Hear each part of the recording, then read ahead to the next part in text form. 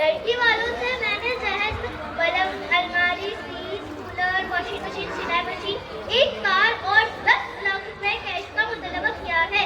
सब सामान तो उन्होंने बेच दिया है, लेकिन 10 लाख रुपयों में से सिर्फ 5 लाख रुपए ही दिए हैं और 5 लाख रुपए शादी के दिन देने का वादा किया है। उन्हीं 5 लाख रुपयों से अपने लिए, अपनी बेटी के लिए, अपने पूरे खानदान के लिए और अपने नूरे नजर खालिद के लिए इनोवेट मॉल में कपड़े वगैरह खरीदने जा रही हूँ। वाह बहन वाह, तुमने तो कमाल ही कर दिया। दहेज में इतना कम सामान क्यों मांगी हो? इन्हीं चीजों के साथ एक पेट्रोल पंप, एक स्टेशन, एक हवाई अड्डा और साथ में 2-3 हेलीकॉप्टर भी मांग लेती, ताकि शॉपिंग करने के लिए तुम इस तरह पैदल नहीं बल्कि दहेज के हेलीकॉप्टर में सवार होकर जाती।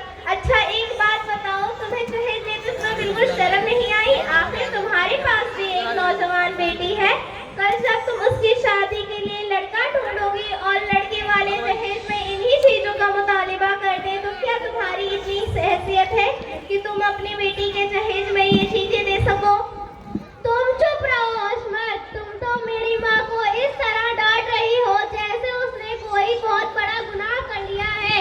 और जहाँ तक मेरी शादी का सवाल है तो मैं लाखों में एक हूँ। तुम देखना, मेरे लिए रिश्तों की लाइनें लग जाएंगी। अल्लाह करे कि तुम्हारी शादी सहूलियत के साथ हो जाए, लेकिन जहाँ तक कि मेरा ख्याल है वो ये है कि बात गुनाहों की सजा अल्लाह ताला दुनिया ही में दे देता है, और तुम्हारी अम्मी ने दहेज का मुतालिबा करके लड़की वालों पर जुल्म किया है। मुझे डर है कि इसकी सजा अल्लाह ताला उन्हें दुनिया ही में ना दे दे। यहाँ से चले अम्मी जान, इस जैसी हजाइन और मौलवियाइन औरतें तो इस तरह उल्टी सीधी बातें करती रहती हैं।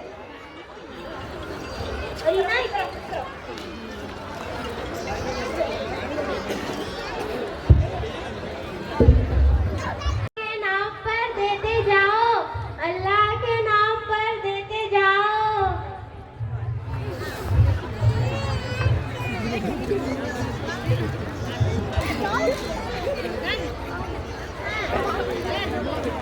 क्या हुआ बहन, तुम भी क्यों मांग रही हो? एक हफ्ते के बाद मेरी इस बेटी की शादी होने वाली है। लड़के वालों ने जितना सामान मांगा था वो सब दे चुकी हूँ। उन्होंने 10 लाख कैश का भी मुतालिबा किया था, जिसमें से 5 लाख रुपए मैंने खेत बेचकर अदा कर दिए हैं। अब मेरे पास खेत नहीं है, इसलिए बाकी 5 लाख का इंतजाम भीख मांग कर रही हूँ। अल्लाह के नाम पर इस दुखियारी बूढ़ी माँ की झोली में कुछ डाल दो।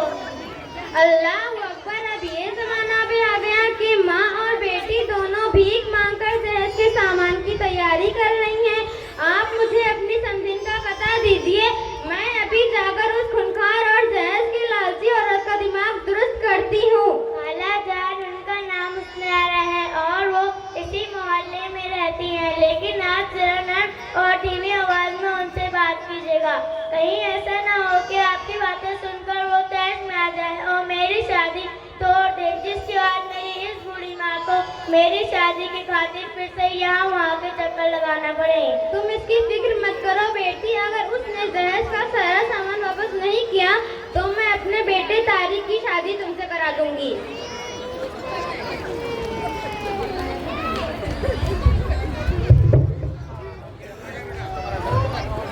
वो खूंखार औरत हो जिसकी वजह से आज एक बूढ़ी माँ अपनी नौजवान बेटी को लेकर तुम्हारी ख्वाहिश पूरी करने के लिए दर बदर की ठोकरें खा रही है और भीख मांगने पर मजबूर हो चुकी है। खामोश हो जाओ मौलवियाइन, अभी अभी ये मुफ्तियाइन फतवा देके गई है, अब तुम मेरा दिमाग मत खाओ। पता नहीं आज सुबह उठकर मैंने किसका मुंह देख लिया था, जो तुम जैसी मौलवियाइन और मुफ्तियाइन औरतों से मुलाकात हो रही है। अरे तुम्हें क्या मालूम कि मैंने अपने बेटे को कितनी मशक्कतों से पाला है, उसकी तालीम के लिए कितनी चीजों की कुर्बानियां की है। उसी पर बस नहीं, मैं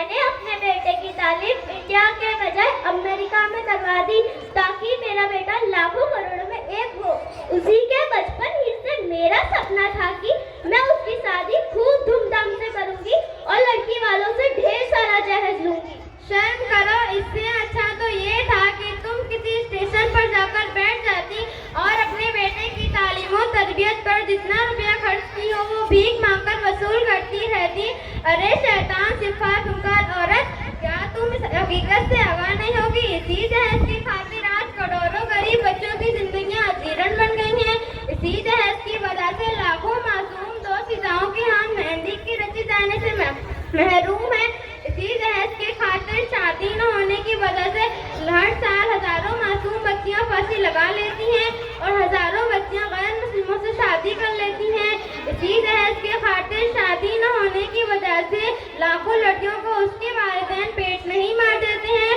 तुम कहती हो कि तुमने अपने बेटे को बहुत मेहनतों और मशक्कतों से पाला है, तो मैं तुमसे एक सवाल करती हूँ, क्या लड़कियों के वालिदैन ने अपनी जान से बेटी को मोहब्बत से नहीं पाला है? क्या लड़कियों की तालीम और तरबियत पर पैसे खर्च नहीं होते हैं? जरा ठंडे दिमाग से सोचो। कल अगर सारी बेटी वाले ये फैसला कर लें कि हम अपनी बेटी की शादी उसी लड़के से कराएंगे जिसके वालिदैन हमें जहेज में फला चीज दें, तो तुम उस वक्त क्या कर लोगी? अभी भी वक्त है, संभल जाओ बहू को और अपने बेटे के लिए कुदरत का अनमोल और कीमती तोहफा समझो। अपने बेटे को बेचना बंद करो। तुम्हारा बेटा एक इंसान है, उसको बेचने का सामान मत बनाओ।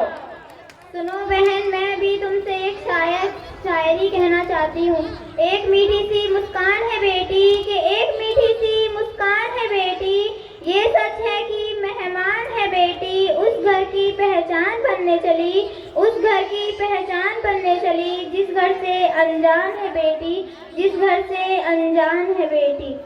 तुम्हारी बातें सुनने के बाद मेरी अकल ठिकाने आ गई है। मैं अभी जाकर अपनी समझिन से माफी मांग लूंगी और उसकी सारी रकम वापस कर दूंगी।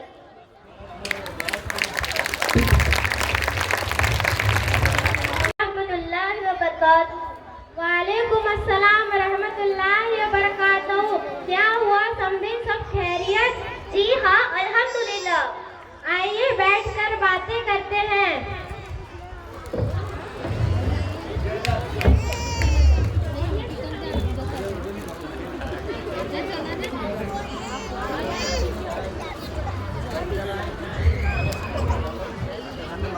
क्या हुआ समझी, क्या बात है? मुझे माफ कर दो समझिन, मुझे अपनी गलती का एहसास हो गया है। मैं वो सारे रुपए और रकम तुम्हें वापस कर दूंगी जो मैंने तुमसे जहेज के नाम पर मांगे थे। ठीक है समझी, मैंने तुम्हें माफ कर दिया है, लेकिन यहाँ पर बैठी उन तमाम